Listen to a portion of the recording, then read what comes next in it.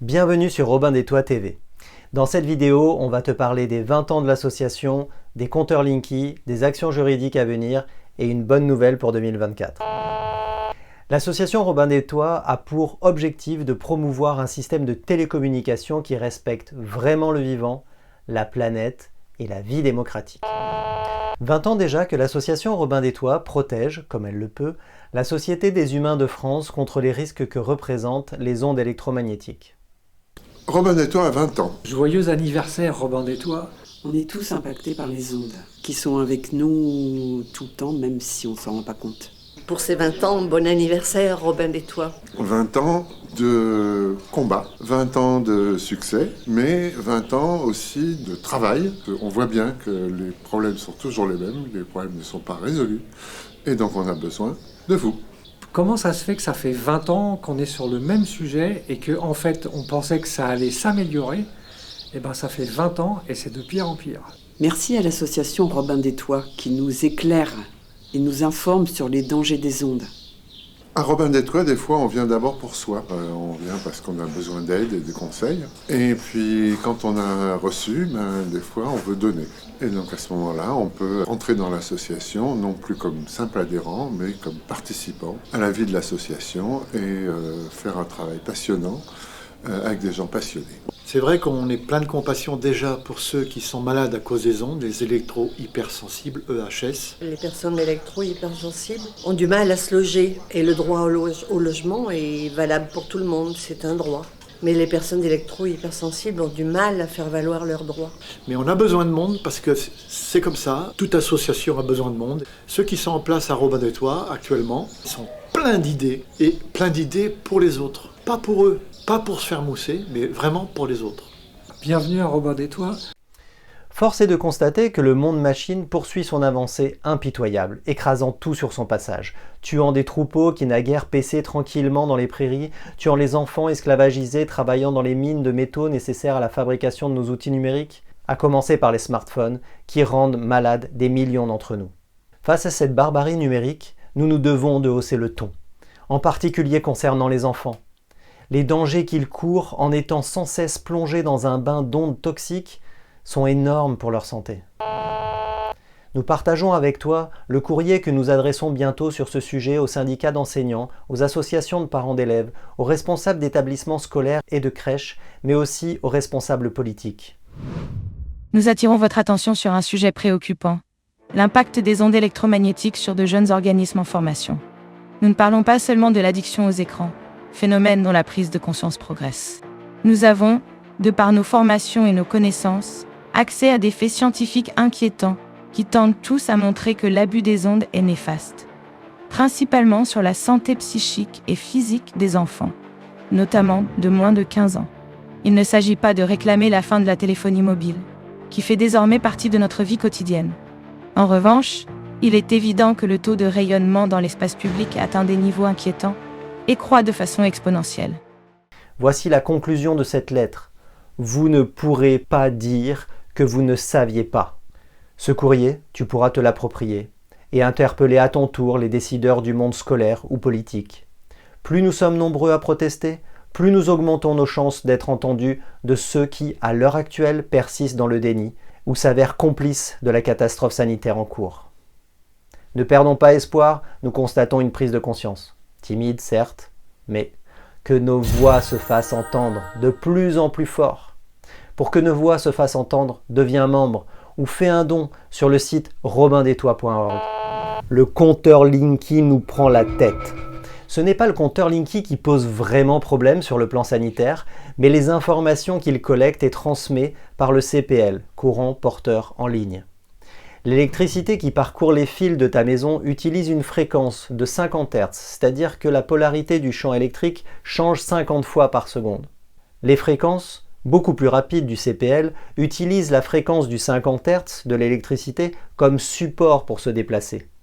Les informations que transmet le Linky passent par tous les câbles de l'installation électrique de ta maison, en ajoutant une pollution dans ton environnement.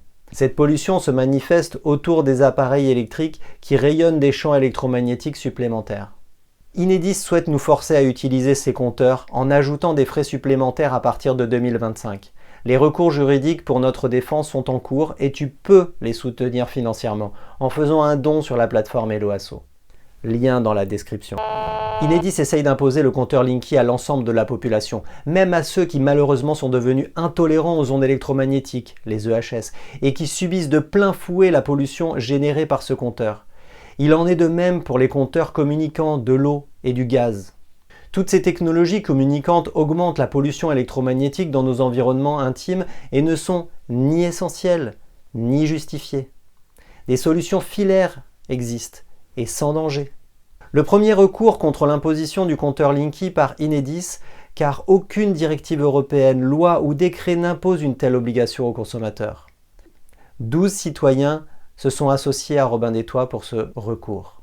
Le deuxième recours est contre les abus de la société Vendéo qui menace de coupure d'eau ou de surfacturation en cas de refus du compteur communicant. Troisièmement, un pourvoi en cassation est soutenu financièrement par l'association Robin des Toits concernant l'installation des compteurs Linky sur les panneaux de bois susceptibles de provoquer des incendies. Sur les troubles que ces technologies engendrent sur le vivant, il est important pour tout citoyen de comprendre que nos actions informatives et juridiques sont légitimes et demandent une attention particulière. Ta participation est nécessaire pour financer ces recours. Une bonne nouvelle en 2024 concernant un combat d'une adhérente de l'association soutenue par un de nos membres actifs pour le retrait d'un compteur de gaz communicant. Déjà en 2017, elle avait obtenu le retrait du compteur Linky chez elle. Le 4 avril, j'étais allée faire des courses et quand je suis revenue, j'avais un papier dans la boîte aux lettres. Le monde s'est effondré parce que je suis électrosensible, mais je ne ressentais pas de symptômes. J'ai appelé tout de suite GRDF. On m'a dit, le 15 avril, on viendra vous enlever l'émetteur. Et le 15 avril, l'enfer a commencé. J'ai eu la thyroïde complètement enflammée, les parathyroïdes, des palpitations, des tremblements, surtout des tremblements, des maux de tête, maux de ventre, tout l'œsophage enflammé. Je dormais mal. Et puis j'ai rappelé GRDF, on m'a dit non, tout va bien, on a enlevé l'émetteur et j'ai appelé monsieur Langlois qui est venu m'aider, il a appelé lui aussi GRDF, ça n'a rien donné. Il est revenu une deuxième fois, il a rappelé GRDF et là on a eu un mail disant qu'il viendrait nous l'enlever, il viendrait m'enlever le compteur sous peu. Voilà, donc on vient de me l'enlever et j'ai plus mal au rein, j'ai plus mal à la thyroïde. On est quel jour? On est le 4 juin. Donc ça faisait 2 mois qu'on me l'avait posé. Et je suis restée 1 mois et demi à être malade, à appeler... Et maintenant? Ça va mieux? Maintenant, je me sens beaucoup mieux. Je revis. Allez, super, bravo. Bon, voilà. On est content. Un grand bravo à eux qui, grâce à leur persévérance, ont réussi là où beaucoup échouent. Comme vous le constatez avec cette vidéo, Robin des Toits prend un nouveau départ et passe de l'écrit à la vidéo avec ce nouveau média. Notre vocation, c'est d'informer et notre force, c'est toi. Du coup, sens-toi libre de t'abonner, de mettre un pouce, un commentaire et de partager. Pour ceux qui le peuvent, une participation aux frais de la commission vidéo est en préparation. N'oublie pas que Robin des Toits a mis en place une permanence téléphonique où l'on s'engage à répondre à toutes tes questions sur la problématique électromagnétique. Tu peux aussi t'abonner à la newsletter de Robin des Toits et recevoir une fois par mois un mail avec des actualités et des informations pratiques. Passe une bonne fête de fin d'année, merci d'avoir regardé cette vidéo jusqu'au bout, porte-toi bien et à dans un mois, ou plutôt à l'année prochaine sur Robin des Toits TV. Et si c'était les ondes? L'adversité, si l'union fait la force, ayons la force de faire l'union et de s'émanciper.